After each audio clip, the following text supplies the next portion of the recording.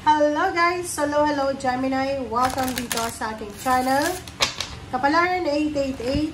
Welcome Gemini. I hope na makaresonate ka dito sa barahan na to. This is general reading, so thank you Gemini sa lahat ng nanonood. Okay? Please connect your intuition sa mga barahan na to. Okay?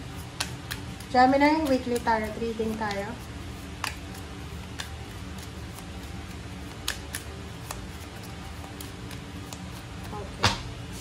First card natin, second card. Okay, Gemini. Star Mother, how can you mother yourself? And this is Virgin Mary. And take a break, a life's work, not season, get off the treadmill. Okay, Gemini, comment down below if you resonated. Yung first card na to na Star Mother, this is about nurturing yourself. Nurture yourself, take care of yourself. Love yourself, parang ganon. So, sa linggong ito, sinasabi ng baraha, kaya nga tinatanong ka, how can you mother yourself? If you're a mother, diba, kahit sabihin natin ng mother ka, hindi mo alam kung paano maging ina sa sarili mo. Okay, yung parang may mga mother na, may mga babae na nakakalimutan nyo na alagaan yung sarili nyo. And dito sinasabi ng baraha na, take care of your body, nurture yourself. Take a break, diba, magpahinga. Okay? Magtrabaho pero magpahinga. Para work hard, play hard. Huwag masyadong magpaka-busy sa linggong ito. Bigyan ng sarili ng time para makapag-relax. Okay, thank you. Gemini. Masyado ka ba, Gemini, na workaholic? Masyado ka ba busy? Ano bang ginagawa mo?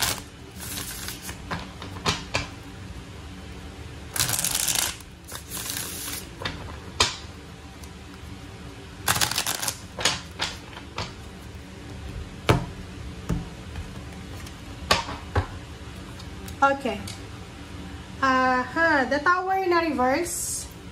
Strength na reverse. Okay. Ace of Cups. This is Gemini. So, kung ano man ang message na lumabas dito, para to sa inyo lahat. Wala sa iba. Okay. I hope na tama yung alignment, guys. Pero pasensya na kung hindi kasi kaya nakikita yun. Okay, Gemini. Nakikita ko sa'yo dito na posibleng ikaw ay meron kang pinagdadaanan na problema. Or parang nakikita ko, yung the Tower kasi dito is yung you're controlling the transformation.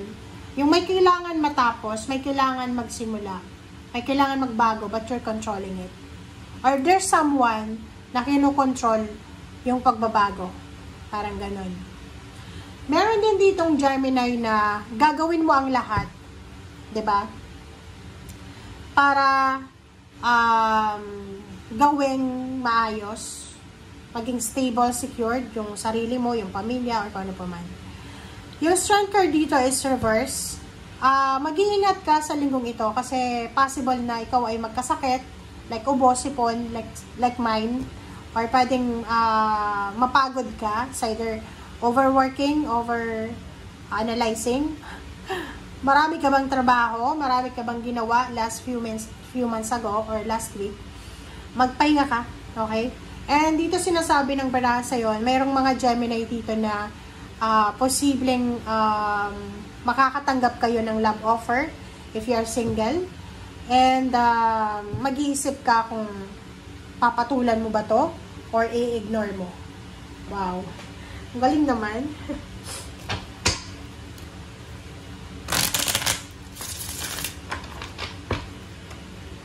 Okay. Ay, mag-iingat ko, Gemini, kung nasaan ka man, ha?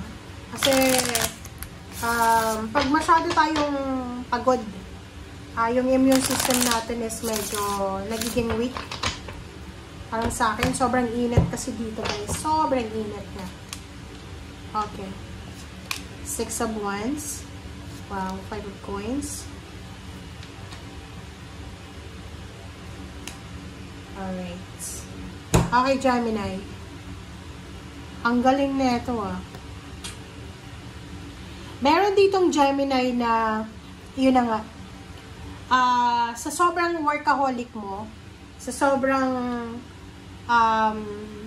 napakasipag mo, kung ano man to na minamanifest mo, or kung ano man tong goal mo or purpose mo, magbilang ka ng 6 months from now, makukuha mo yan. So, ano ba ngayon? July, August, September, October, November, December, January.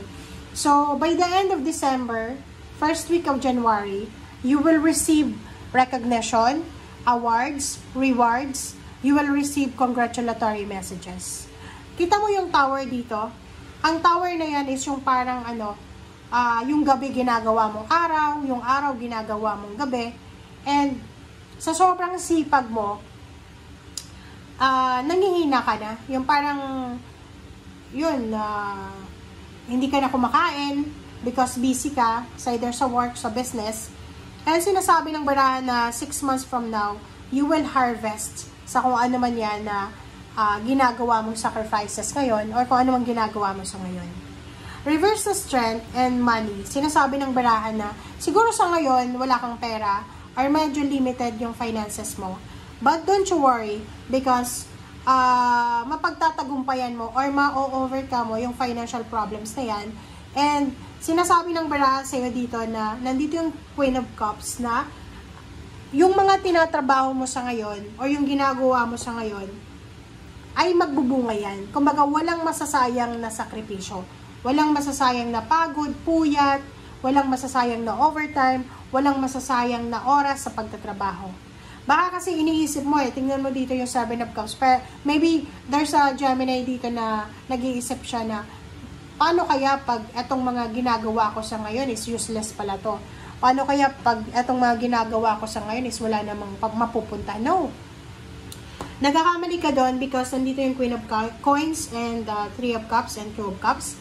If you're working out sa relationship nyo, yung parang kahit sabog na yung relationship sa mga pain and heartaches, inaayos mo pa rin, sinasabi ng barahan na it will end to success din.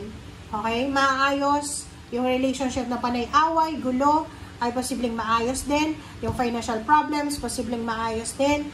Yung mga panahon na na-miss mo, if you're OFW, posibleng hindi mo maibalik yung okasyon na na-miss mo, pero pwede mo siyang ma-recreate once na nakauwi ka na ng Pilipinas. Okay, thank you. Please follow my my Facebook. Follow, subscribe, Gemini. Okay, tingnan natin kung anong advice sa'yo ng Tarot. Advice, King of Cups, Judgment. Okay, Queen of Cups. So, sinasabi ng baraha, kasi nandito yung King and Queen of Cups, na Gemini, kung ano man itong mga pain and heartaches na naranasan mo sa nakaraan, maybe this is your past or current situation, sinasabi ng barahan na meron tayong free will, diba? May free will tayo. Lahat ng tao may free will, maliban sa hayop, diba? Yun yung pinaka magandang regalo sa atin ng Panginoon, yung free will. Sinasabi ng barahan na ano man ang nangyayari sa buhay ng isang tao, meron tayong kakayahan, meron tayong free will, pagkukusa na gawin kung ano yung gusto nating mangyari. Kasi minsan, di ba, may mga nangyaring hindi maganda na yun yung nagiging rason kaya napapariwara yung buhay ng tao. Pero meron din na mga hindi magandang nangyari sa buhay ng tao na siyang nagiging motivation para mas maging maganda yung buhay ng tao. So, yun yung sinasabi ng baraha sa'yo. You have your own judgment, okay? Gamitin mo yung mga pain and heartaches mo para hanapin yung kaligayahan mo. Gamitin mo yung pain and heartaches mo para maging mabuting tao. Or wag kang gagaya sa mga taong gumawa sa'yo ng masama, okay? And maging masama din just because to get even. No. Sinasabi ng Queen of Cups and King of Cups na yung pagiging mabuting tao mo, yan yung wala sila. Na kahit ibaon ka nila, like a flower, like a plant, like a, diba, yung mga damong ligaw na binabaon natin sa lupa. Mamumuhay at mamumuhay. Parang ikaw yan, uusbong at uusbong ka, aasenso at aasenso ka, kahit i-bound ka ng mga tao. Okay? I-bound ka nila because ipahiya ka nila or kung ano pa man. Basta sinasabi ng baraha, walang sayang sa pagiging mabuting tao.